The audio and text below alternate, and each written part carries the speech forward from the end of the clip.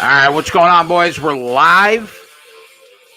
Little technical difficulties again to start, but Sam's trying to reconnect with us, and I think we've got him right now, actually. So, obviously, you guys know if it's Friday, another UFC fighter on the show with us. And our guest this week, Sam Alvey, UFC light heavyweight fighter. And here he is. What's going on, Sam? Hey, how you doing, guys? So sorry about all this technical difficulties, but I think we're through it. Yeah, you look good. Thank you, man. No worries, man. Yeah, we appreciate you giving us a few minutes. So, it is my pleasure. Thank you guys for having me on. All right, what's going on, Joey Work? What's up, man? Happy to be here. Happy to be here with Sam and all my keggers, my Run Pure teammates here. All right, so obviously, Sam, we know you're a UFC fighter. I know that MMA has been your life for a long time, but, you know, you're also a really funny guy, got a great personality, really kind guy. Nobody says a bad word about you. So I heard that you tried out. Saying you Can you hear us? Yeah, I can hear you. Oh, handsome too, yeah. I mean, obviously, yeah. Listen, you're definitely the most handsome guy on this show. I'll tell you that much. So for the radio, baby. I heard that you tried out for The Voice and you brought a little Garth Brooks out. How'd that go? People don't know this about me. You put me in karaoke, I'll rule the bar.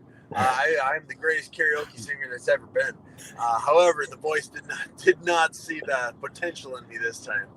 I got a congratulatory, maybe next time. On the butt.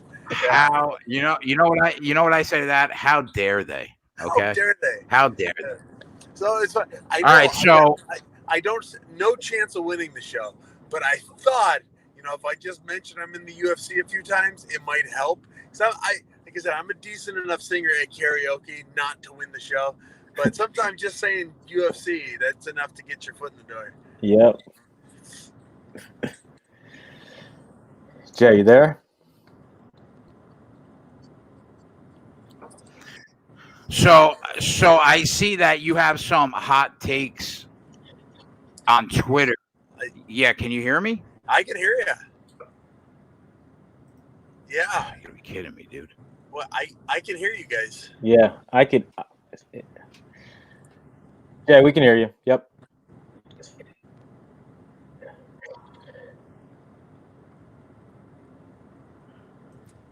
All right. So, Sam, I see that you have hot takes on Twitter, one of which is that Terminator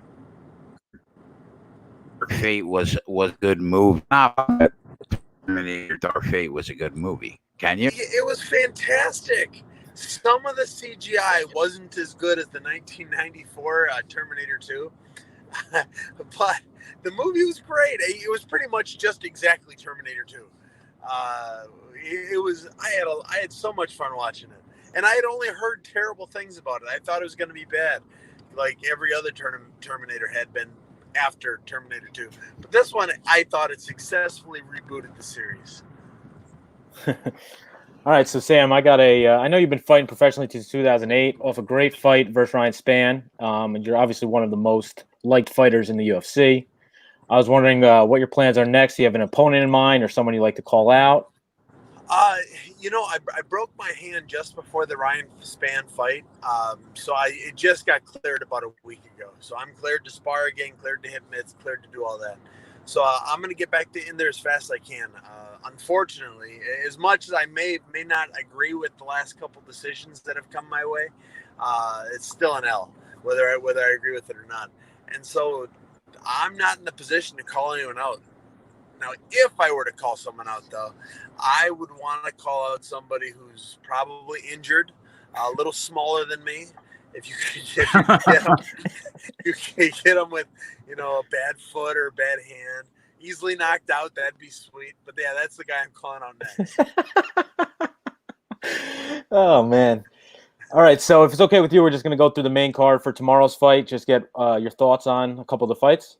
Yeah, let's do it. All right, so the first fight on the main card is Alejandro Pantoja versus Askar Askarov. Both these guys are very good fighters, ranked in the flyweight division. Pantoja is 6-2 in the UFC. I think he's the better striker. His only loss is to the champion Figueiredo and Dustin Ortiz. And now Askar is undefeated off of an impressive victory over Tim Elliott. In my opinion, he's going to need to grapple to win. How do you see this one going? So I know both the guys, but I'm not terribly familiar with the way they fight. But I do know Tim Elliott. Tim Elliott's a stud. So if he was good enough to beat Tim Elliott, I'm going to bet on him. All right, cool. Fair enough. Next fight, Ariane Lipski versus Luana Carolina. Lipski has had a really hard time staying on her feet against bigger and powerful wrestlers. Once you get her to the ground, she usually can't get up, but that's not Carolina's game plan. She's not bigger or stronger, and she's not going to be looking to take it to the ground. So I think Lipski has the edge in striking, both at range and probably in the phone booth. So I lean Lipski myself. What do you think about that fight? I kind of like the way you're going with it too.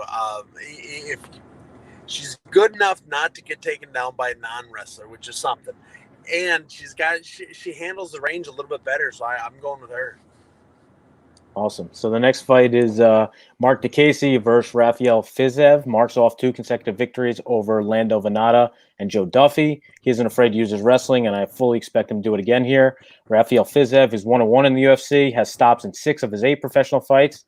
I expect him to try to box with Mark and look for a knockout. What do you think about this one? Well, I'm a huge fan of the Ninja Turtles, and Raphael was the baddest dude on the Ninja Turtle spot. So I got to go with Raphael all day. You know what? That's hard. That's hard to argue. I mean, who doesn't like a sarcastic turtle? You know what I mean? No, he's got a real attitude. So, all right, co-main event should be sick, man. Joker Jack Hermanson, obviously, against Kelvin Gastelum. I think Jack Hermanson had a really low-key good 2019. He gets the submission win over Derek Brunson, the decision over Jacare. We know what his game plan is. You take it to the ground, you chain takedown attempts, and he's got really solid wrestling. On the other side, Kelvin Gastelum comes off fighting 2 monsters. He loses the 48-47 decision to Israel Adesanya, loses another close decision to a top 5 guy in Darren Till. My thought on this is this, Sam. If this isn't the time to buy low on Kelvin Gastelum, who I still believe is one of the best fighters at 185, then when are you ever going to back this kid again? So I think Hermanson struggles with southpaws, and if Gastelum can stuff the takedowns, I don't see how he loses the fight. Who you got in the co-main?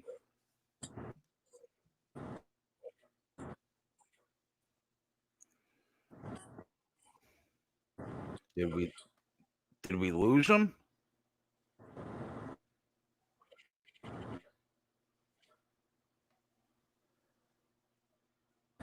Yeah, we might have. Looks like he might have froze. I know he's driving through some bad reception. Can you hear us? Yeah.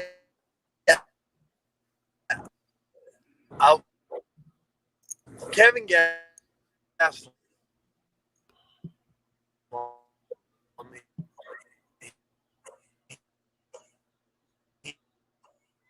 I think we lost him. Yeah, he's gone. Yep. All right. Well, unfortunately, we can't get Sam Alvey's thoughts on the co-main event. Man, we've had some really bad luck with technical difficulties the last 2 weeks, Joe. Yeah. It's upsetting, but man, what a class act Sam Alvey is, you know. I know, right? You gotta love the guy. What are your thoughts on the co-main event? You know what? We're doing it. I'm making an official Kelvin Gastelum. I personally am going to wait a little bit because I think Hermanson's going to take some action.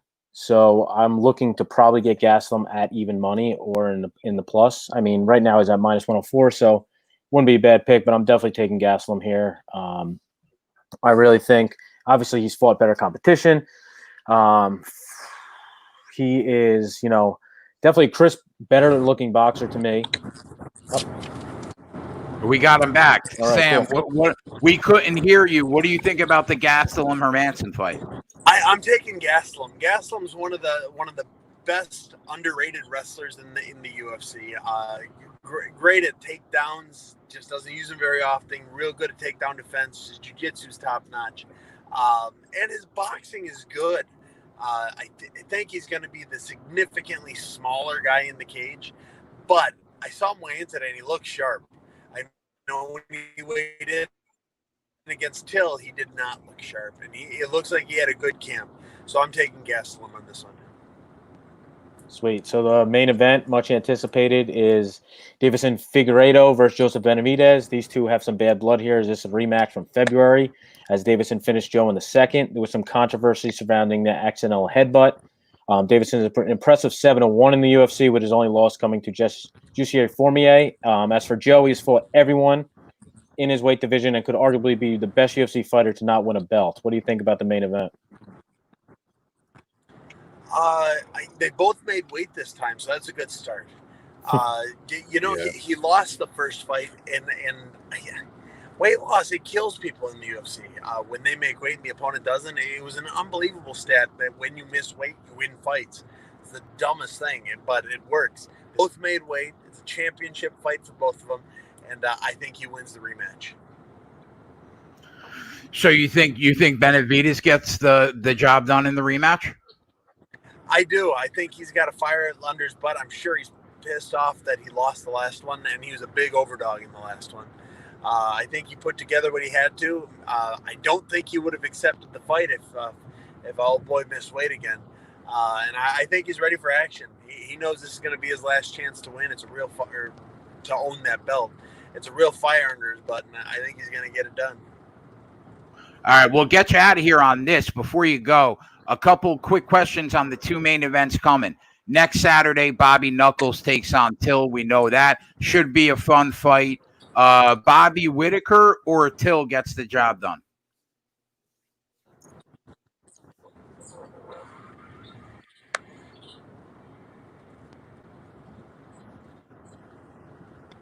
Can you hear us? You guys still there? Yep, we're here. Can you hear us? I didn't hear any of that. All right, so next Saturday, I Bobby Knuckles. Next Saturday, Bobby Knuckles takes on Darren Till. It should be a good fight. Who do you think takes it down, Whitaker or Darren Till? I think Whitaker gets this one. They're both 170ers, but Whitaker's had more experience fighting at the larger weight class. He's got better boxing than Till. And again, he's coming off a loss. He's coming off a big fight. I think he wants it. I think he needs it. I think he wants to get that rematch with the Stylebender. So I'm taking Whitaker. I agree, bro. One last one. Headliner, UFC 252. Stipe DC run it back for a third time.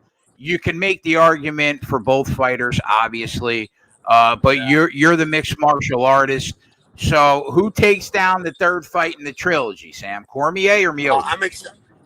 Yeah, I'm excited about this one. I'm going to take DC. He won the first one pretty easily. He was winning the second one pretty easily until he got knocked out. I think he does the same thing as he did in the second fight. He just doesn't get knocked out this time. I think he picks it. He doesn't lose the intensity throughout the fight, and it's his retirement fight. He knows this is his last chance to go out on top, and DC is one of the GOATs. He's one of the best that's ever been, and I think he's going to go out on top. Awesome, man. Are there any shout outs or any plugs, anything about the podcast you want to talk about real quick before you go? You know what? I've got a website, smilemma.com. I'm doing a fundraiser now for the foster children, foster academies. And if you go onto my website, you sign up at the top, and we'll send you some information. We've got a $1,000 Amazon gift card for the person that tweets or Instagrams or TikToks the funniest video they can think of. They make me smile bigger than anyone else, and they'll win $1,000. Awesome. Well, thank you. Raise everything we do for the.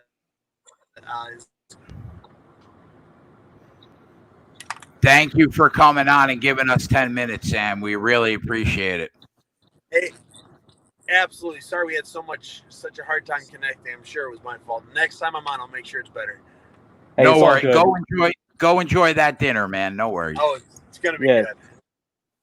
Thanks, Sam. All right. Thanks, Sam. Sure. Bye. There you go, Sam Alvey. How about that? Yeah, Sam Alvey. What a guy, man. I thoroughly love that guy. You know, man, he is really the nicest guy, arguably the nicest guy in MMA. You know, smiling the whole time, lives up to the name. Every time you see him, he's smiling. Have you ever seen somebody so happy to not make the voice? Yeah, I tried out for the voice in my shower. I didn't make it. Did you? Yeah. You didn't make it? I'm just joking. I'm singing Obviously. in the shower. Obviously, you were joking. It was in the shower, man. Yeah. I have a good voice, though. All right. Well, hey, you know what? The good news is at least we got the interview done this week. Yeah. So we'll take it.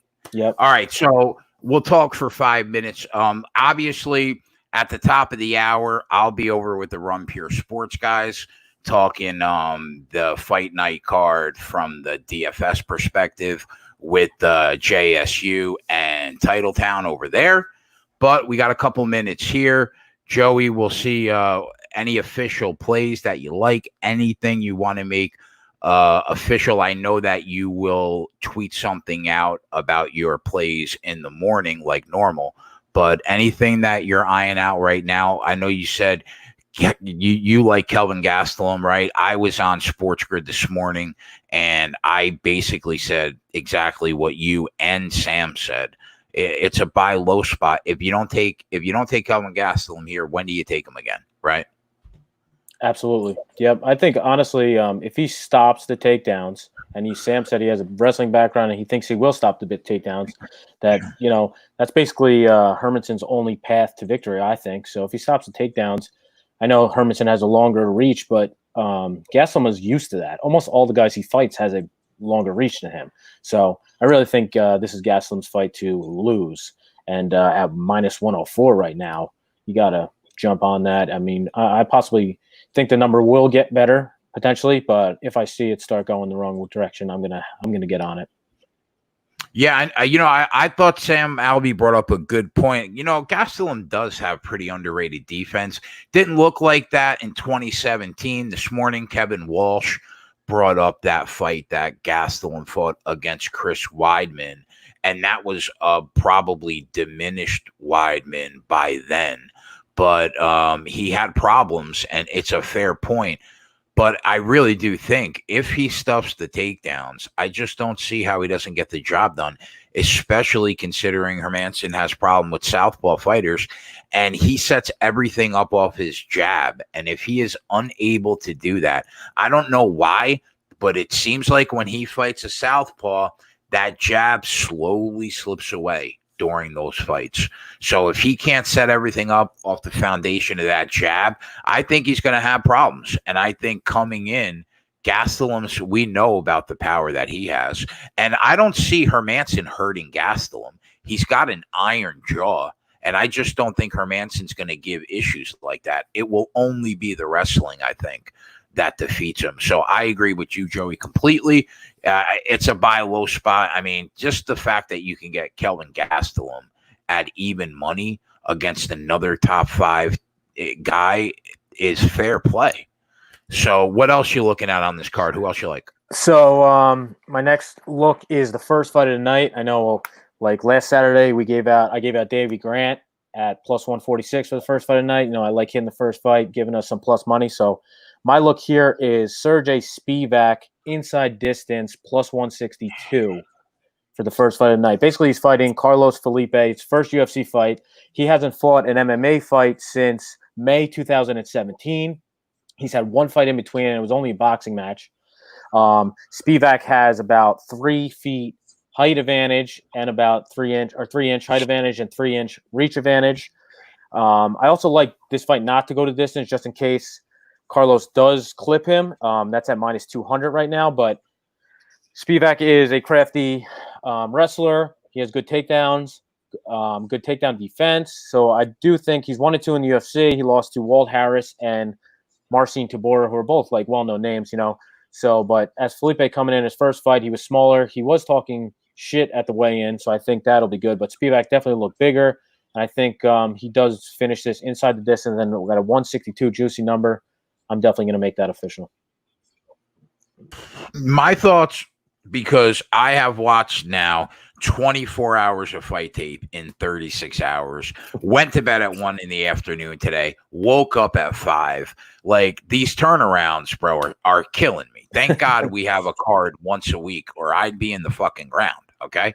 So, but with all that said, I could not find a lot of fight tape on Carlos Felipe.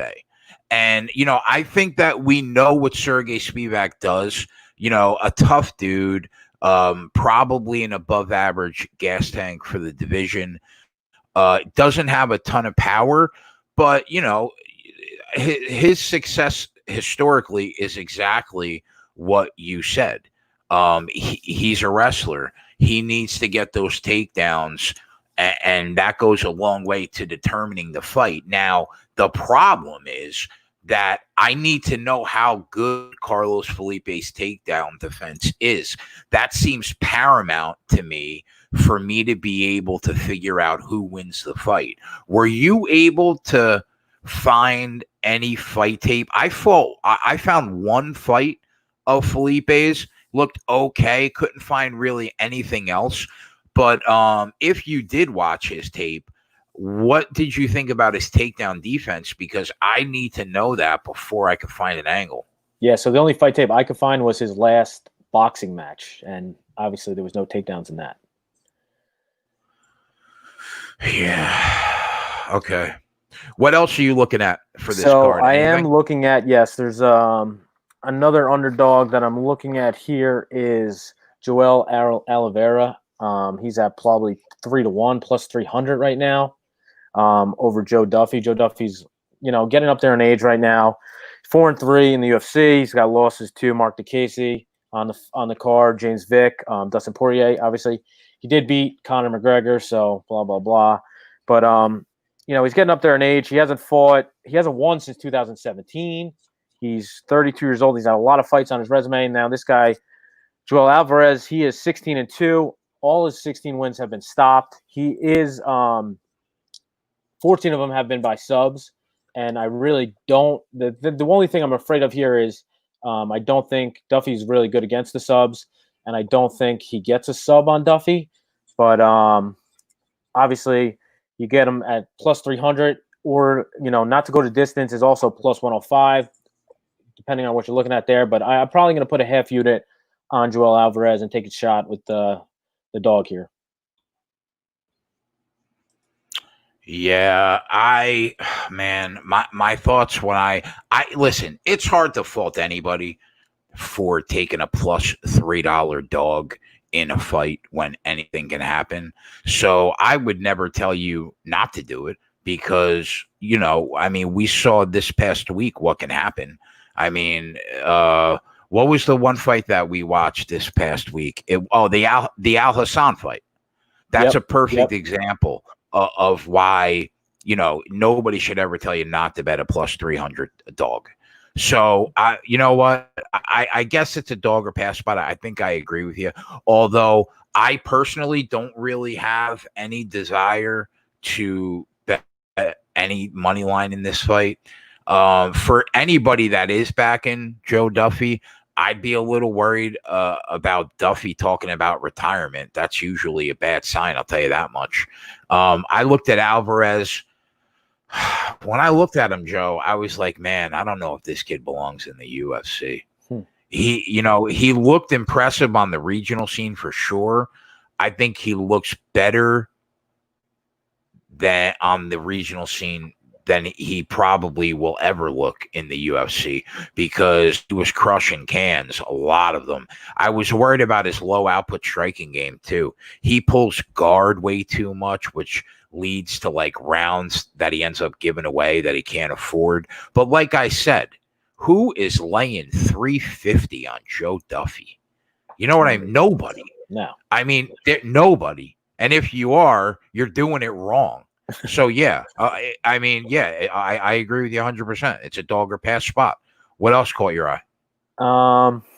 So that's all that's all for right now. I'm definitely going to look at and tweet out my official plays. But, I mean, Mark Connor's asking about Mark DeCasey, but Rafael Faiz. So basically, DeCasey, I'm not really a big fan of DeCasey. So he did fight our friend Frankie Perez, who was on the show about 2 shows ago. I was at that fight live. DeCasey gets chipped up a lot on his feet. So he will try to take somebody down. I definitely fully expect this tomorrow because I really think Faiz's only chance to win is by KO, by standing up and knocking him out. And Mark probably will get chipped up and then eventually take him down and possibly sit on him for 2.5, 2 rounds. I don't know. But basically that's what he did to Frankie. Frankie, he took him down the first round, sat on him the first round. Frankie chipped him up the second round, won the second round. Then he sat on him the third round and he won unanimous decision 29-28, 29-28, 29-28. So I do kind of probably expect something like that again from DeCasey. That's where I'm looking at that one. But I'm not gonna. So you're looking. Okay, so you're looking at the dog. I'm probably just gonna watch that one and hope Mark loses. You know, I'll tell you, I liked some of the stuff that I saw from Fiziev. I'm not gonna lie. I mean, we know what DeCasey is. You know, he's a solid athlete. His cardio has improved the longer he's been in the UFC. He does carry some power, I guess you would say, for the division. And one thing you could say about that kid is he's really never out of a fight. Even though he lost the Hawk Perez fight, I was still impressed with what I saw from him in some spots in that fight. He looked solid against Venata and Duffy. But you know, there was something about that kid, man. Fiziev, he's a brawler. Like if you put that, if you completely toss aside his quick knockout loss against Magomed Mustafayev, I like what I've seen. I'm not gonna lie.